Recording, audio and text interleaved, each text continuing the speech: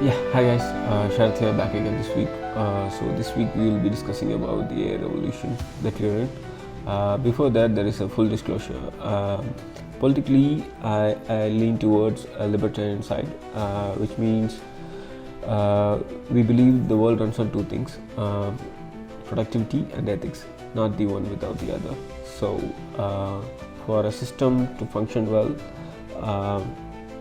individual liberties and property rights, this has to be protected, and the level of state intervention has to be minimal to preserve a just and fair society that would enable everyone to prosper. That's the gist of libertarianism, basically. So when we say air revolution, is this new?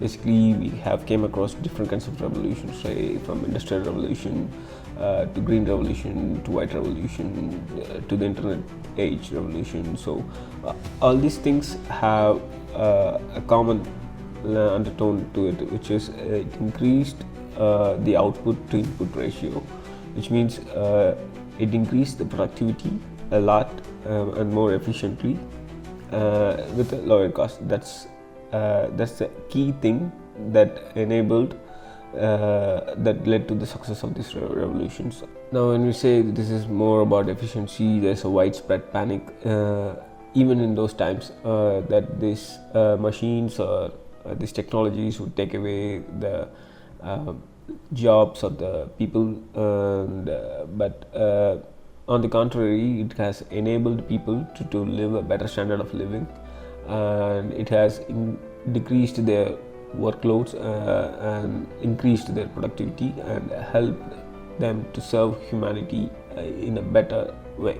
So when this happens, when the productivity increases, the number of goods and services that is being produced is also increased, and thereby the government can also have a better tax collection, and which would enable the future generations education and their better standard of living, and it will also help the people in need. These things are enabled by those governments and countries that adapt to these new technologies and deliver value in these things. Now imagine maneuvering through a street full of horse manure till this day. This would be very difficult. So so I think we are kind of exactly at this same point that we were back then in the internet revolution, I guess. Still the culture industry is panicking and being intimidated by these machines that these things are going to take everyone's job. But as Steve Jobs would put it, these things are like bicycle for your mind. This will help you do your job in a better way and in an efficient way, and you can serve a lot of people using these tools. And the winners of this era would be differentiated by the people who adopt and use this technology and serve humanity better, and those who didn't. So that's where we are, I guess. So now consider US. They are a global superpower. They have a mighty military and everything, you could say. But are they a superpower because they have a biggest gold reserve? No, nobody's using gold as a currency right now. Even Bitcoin, nobody actually is utilizing these things as a currency right now. What differentiates them is they are producing more value for humanity in general through these technologies and enabling these inventors and help the humanity serve better. So that's what differentiates them. They create more value with the minimal effort, and when they create more value, their currency gets stronger, and they could then get the other things from every other country. So they are still a superpower because they are enabling this inventors to go out and find new technologies to help humanity serve better. So that's what differentiates them. As with every tool, there is a question of ethics to it. At every era, there has been this question of ethics. Basically the core of the conversation of the culture industry is the ethics of it. So is it has to be responsible AI or ethical AI? So that is the question. So the responsibility is, it comes to every actor who use these things. They could use it for good things, they could use it for bad things. It comes from the basic knife that started.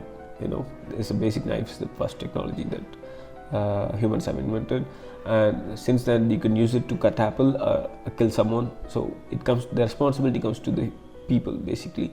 But ethics is not like that. Are you using it for the right things? Are you using it for the productive things, that is enabling the science, the medicine, the logistics, and is it helping, is it serving the humanity? So that is the ethical part of it. So I think if you could regulate certain things, in a way, we could, if you want to regulate AI, we could say, is it being used ethically? The data that is being collected is being served for the same purpose?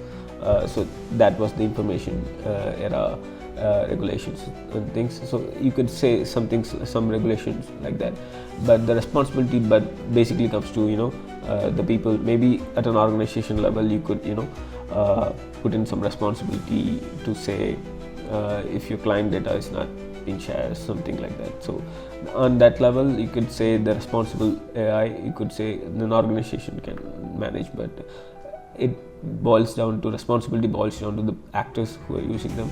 So you should mostly aim for ethical use of AI, and my great hope is that countries like India and the rest of the countries embrace these technologies and let the winners win, so you could have more productivity, so you could have more tax, and that which in turn it could be used on the welfare of the people and the future generation. And if you don't let them win, it is difficult, and that would be like a self-sabotage, and our countries would be left behind in this race.